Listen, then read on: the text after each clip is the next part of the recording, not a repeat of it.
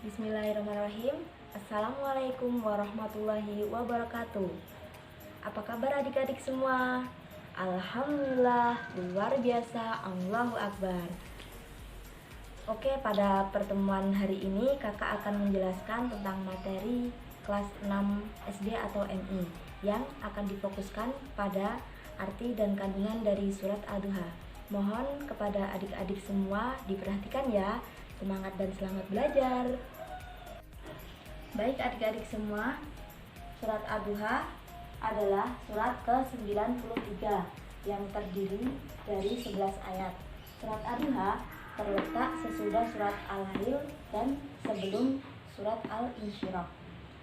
Surat Ad-Duha termasuk ke dalam surat Makkiyah. Apa itu surat Makkiyah? Surat Makkiyah adalah surat yang diturunkan di kota Makkah. Lalu surat Ad-Duha diambil dari ayat pertama yang mempunyai arti ketika matahari naik sepenggalah. Oke, mari kita bersama-sama membaca surat Ad-Duha. Kakak yakin adik-adik semua sudah hafal dong surat Ad-Duha. Bismillahirrahmanirrahim. Dengan menyebut nama Allah yang Maha Pemurah lagi Maha Penyayang. Wadduha, demi waktu matahari sepenggalahan naik. Wallaili idza saja, dan demi malam apabila telah sunyi. Ma wadda'aka rabbuka wa ma qala, Tuhanmu tiada meninggalkan kamu dan tiada pula benci kepadamu. Walal akhiratu khairun laka minal ula, dan sesungguhnya akhir itu lebih baik bagimu dari permulaan. Wala sawfa yu'tika rabbuka fatarda, dan kelak Tuhanmu pasti memberikan karunia-Nya kepadamu, lalu hati kamu menjadi puas. Alam yajidka yatiman fa'awa, bukankah Dia mendapatimu sebagai seorang yatim, lalu Dia melindungimu? Wa wajadaka dhallan fahada, dan Dia mendapatimu sebagai seorang yang bingung, lalu Dia memberikan petunjuk. Wa wajadaka ailan fa'aghna, dan Dia mendapatimu sebagai seorang yang kekurangan, lalu Dia memberikan kecukupan.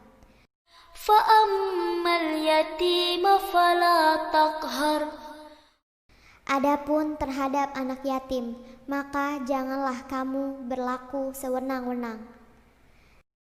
Wa ammas sa'ila fala tanhar, dan terhadap orang yang minta-minta, maka janganlah kamu menghardiknya.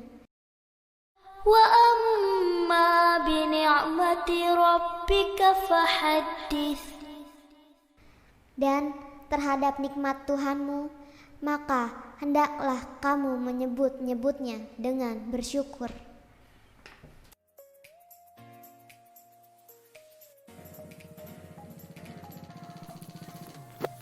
Nah, sekarang setelah kita baca, kita bahas kandungan surat Ad-Duha.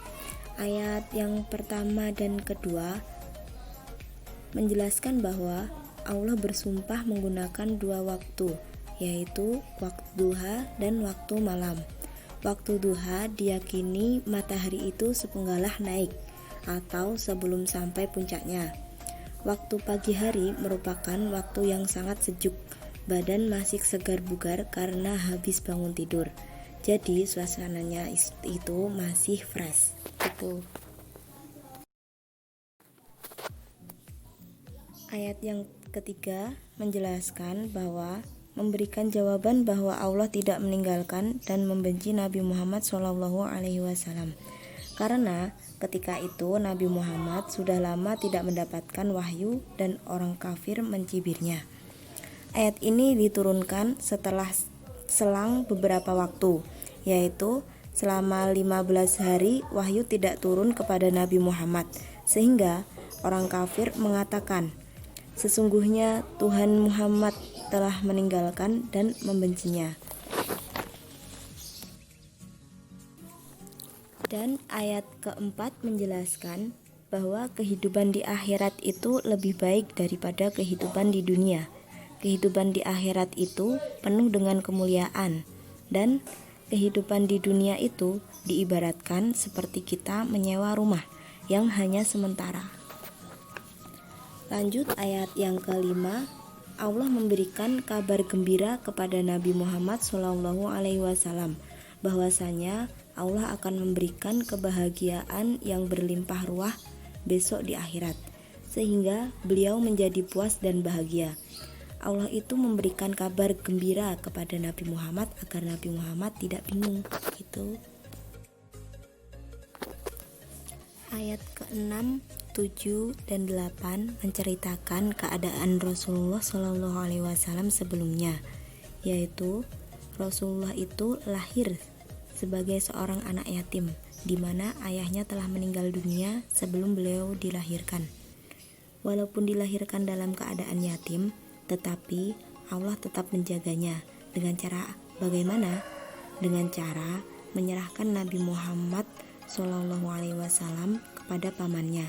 Siapakah nama paman Nabi Muhammad? Nama paman Nabi Muhammad yaitu Abu Thalib, untuk diasuh, sehingga Allah tidak menelantarkan Nabi Muhammad. Sebagai seorang yang bingung mengenai syariat yang harus dijalankan, karena pada saat itu bangsa Arab peradabannya kurang baik, yaitu sebagai penyembah berhala dan budi pekertinya atau akhlaknya rendah.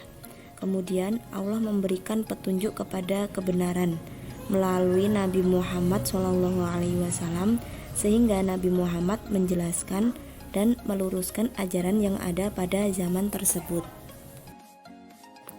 Sebagai seseorang yang kekurangan atau orang yang fakir, beliau ditinggalkan ayahnya. Jadi Nabi Muhammad pada saat itu ditinggalkan ayahnya tanpa meninggalkan harta benda. Bahasanya tanpa harta warisan gitu. Tetapi Allah memberikan kecukupan harta benda dari berdagang, ghanimah, dan dari lain-lainnya, sehingga beliau menjadi puas dan bahagia, kemudian bersyukur kepada Allah.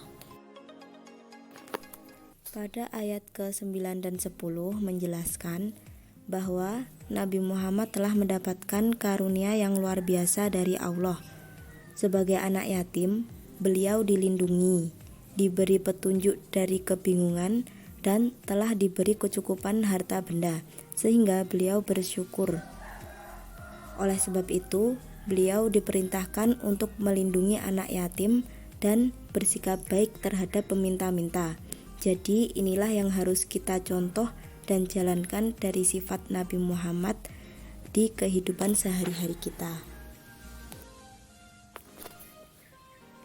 Ini berarti bahwa Nabi Muhammad memiliki sikap kepedulian terhadap sesama, melindungi anak yatim, yaitu dengan cara tidak mengambil hartanya atau lain-lainnya yang menjadi milik anak yatim dan mengasuhnya. Tidak boleh mengejeknya. Dan di ayat yang terakhir ini, yaitu ayat ke-11, Allah menegaskan kepada Nabi Muhammad SAW untuk mensyukuri nikmat Allah yang luar biasa berupa kenabian dan nikmat-nikmat lainnya yang telah diberikan kepadanya, yakni dengan jalan menyebut, mensyukuri, dan mengingat nama Allah, atau dengan cara bertasbih. Menyebut nama Allah itu bukan bertujuan riya atau menyombongkan diri, tetapi sebagai wujud mensyukuri nikmat Allah. Nah, ingat ya, bertasbih itu bukan untuk riya, akan tetapi untuk berterima kasih bahwa Allah memberi kecukupan kepada kita semua. Sekian yang dapat kakak sampaikan pada pelajaran hari ini. Semoga bermanfaat untuk adik-adik semua dan semoga adik-adik semua paham dengan materi yang kakak sampaikan pada hari ini. Tetap semangat ya. Assalamualaikum warahmatullahi wabarakatuh.